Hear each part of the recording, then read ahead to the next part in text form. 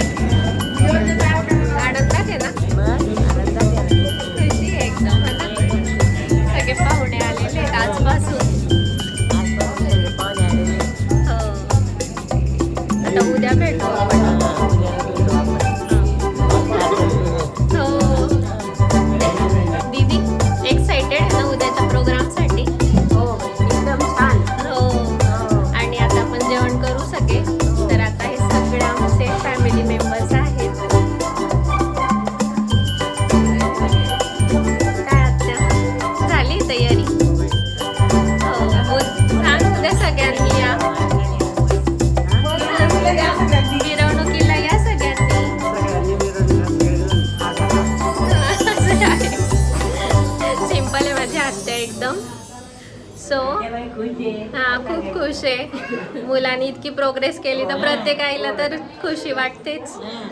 आणि कुठे आहेत वहिनी? तर वहिनी, उद्याच्या प्रोग्रामची तयारी झाली आहे? हो झाली. हो झाली.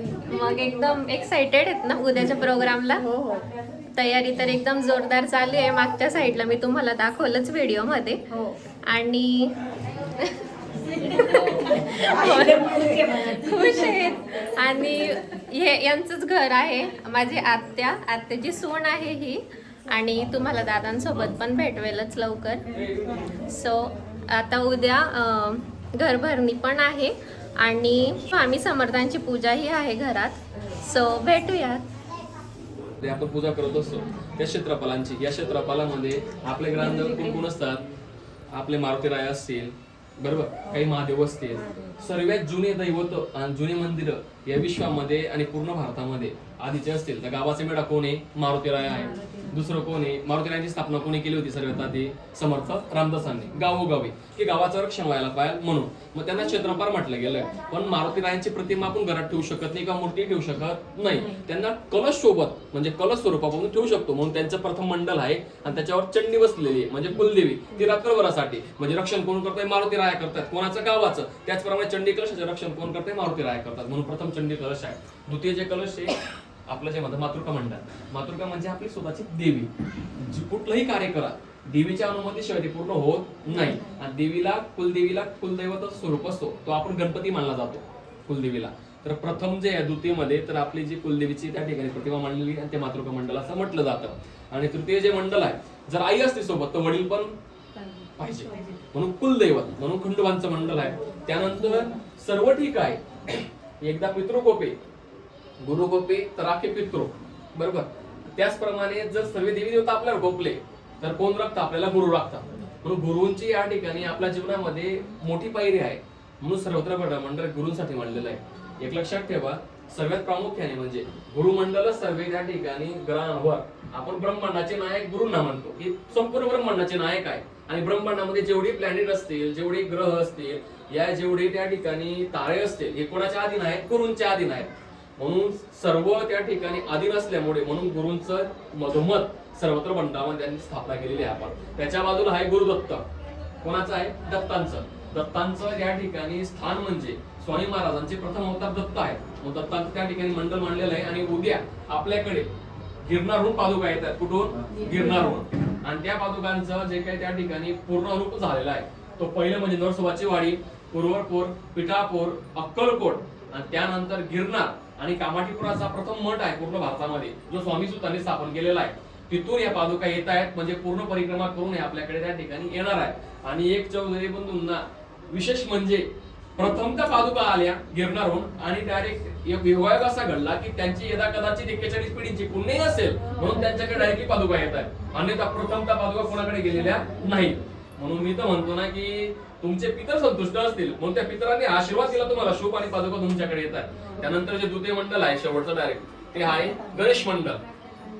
गणेश मंडळाची तिकडून स्थापना काय माहितीये का? ते आहे उत्तर दिशा. प्रथमतः तुमचा उजवा हात कुठून येतो पहा बरं, कुठला येतोय? तिकडचा येतोय. प्रथमतः सुरुवातीला गणेश मंडळाची स्थापना केली. पण त्याच्या आधी तुम्हाला कन्फ्युज करण्यासाठी एक मंडळ मांडलेलं आहे, त्याला भद्र मंडळ म्हणतात. गणेशाचे वडील कोण आहेत? गणेशाचे वडील कोण आहेत? म्हणून भद्र मंडळ त्याच्या अगदी बाजूला मांडलेलं आहे. म्हणजे संपूर्ण हे त्या ठिकाणी देवगणाची प्रतिमा मांडून इथं एक वास्तुशांतीपेक्षाही मोठा कार्यक्रम घेतला जातो. याला प्रकाश उत्सव असं म्हणतात. प्रकाश उत्सव म्हणजे असा की ज्या ठिकाणी गुरूंच्या पादुका आणि गुरूंची मूर्ती जाणं, तो पूर्ण प्रकाशमय स्वामीमय ते घर होणं. आणि आता फक्त घर नव्हे तर हा पूर्ण परिसर स्वामीमय होणं आणि गुरूंचा आशीर्वाद पूर्ण परिसराला लाभ मिळायला प्रकाश उत्सव आम्ही म्हणत असतो. हा प्रकाश उत्सव आयोजित आम्ही कुठल्याही प्रकारचा खर्च घेत नाही, बरोबर आहे का दादा? आम्ही कुठल्याही प्रकारचा खर्च घेत नाही. तो जे काही वस्तू आणतात यजमान, ते वस्तूने आम्ही हे करतो. कुठल्याही प्रकारचा 1 रुपया आकारला जात नाही. आणि विशेष म्हणजे या प्रकाश उत्सवामध्ये तुमच्याकडनं तुमच्या कुलदेवीपासून, तुमच्या अर्धदैवत पासून, तुमच्या कुलदैवत पासून, नवग्रहापासून सर्व शांत्या विनामूल्य या ठिकाणी घेतले जातात. पण विशेष म्हणजे प्रकाश उत्सवाचे आम्ही नावं सिलेक्ट केले असतात. योगायोगाने त्यांचं नाव आलं आणि त्यानुसार प्रकाश उत्सव ठेवण्यात आला. आणि विशेष म्हणजे ही जी पूजा आहे, आम्ही कुठल्याही प्रकारावर ब्राह्मणावर म्हणा कोणावर टीका करत नाही. पण आमची पूजा कुठल्याही प्रकारे शॉर्टकट होत नाही. एकूण जेवढी पूजा वास्तुशास्त्रीप्रमाणे घेतली जाते आणि वेदाप्रमाणे घेतली तेवढी संपूर्ण पूजा आम्ही घेत असतो. आणि विशेष म्हणजे प्रकाश उत्सव इथं घेतल्यानंतर यांचं मय स्वामीमय होईल आणि इथं येणाऱ्या प्रत्येक व्यक्तीचं मन स्वामीमय होईल आणि त्याचे प्रत्येक विविध प्रश्न सुटले जातील. आणि इथं दर्शन मात्राने सुद्धा गिरनारचं दर्शन, नरसोबावाडीचं दर्शन आणि साक्षात दत्तपीठापुराचं दर्शन इथं तुम्हाला लागेल.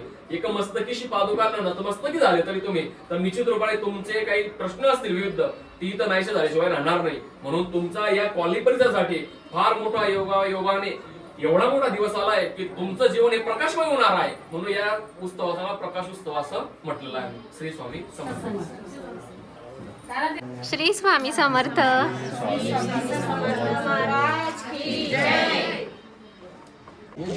जोली नंबर 1, जोली नंबर 2.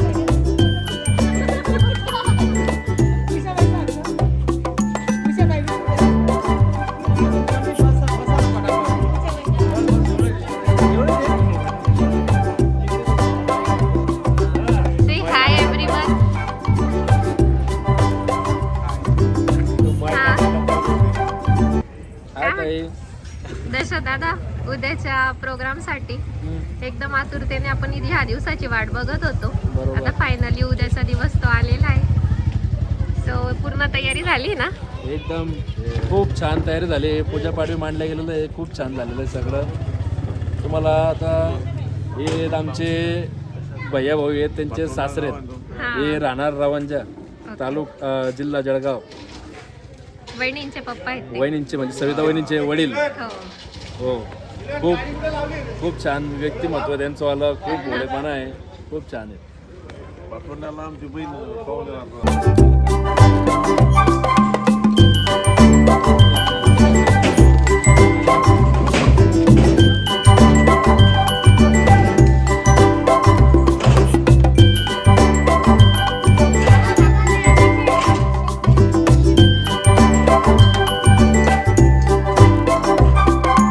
यश यश कापूरांना भेटतो. कापूर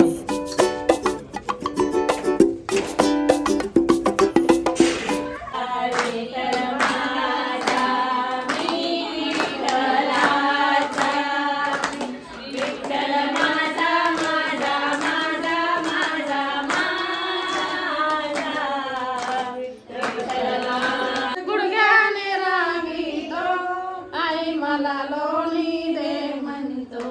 हाती घेतली काठी गोंगडी टाकली पाठी. हाती घेतली काठी गोंगडी टाकली. गणपती दिसत किती छान सुंदर ते छान सुखासाठी छान बैल माझा गणपती दिसत किती छान सुंदर ते छान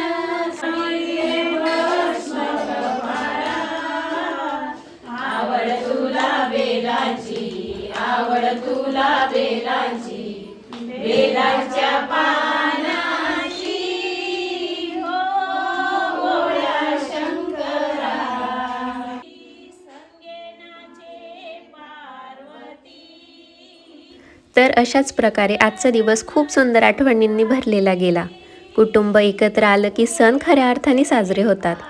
उद्या स्वामी प्रकाश उत्सव आणि वास्तुशांती पूजेचा मेन दिवस आहे. त्याचा ब्लॉग मी लवकरच तुमच्यासाठी घेऊन येईल. हा ब्लॉग आवडला असेल तर लाईक, शेअर आणि चॅनलला सबस्क्राईब करायला विसरू नका. आणि सबस्क्राईब नक्की करा. भेटूया पुढच्या ब्लॉगमध्ये. धन्यवाद.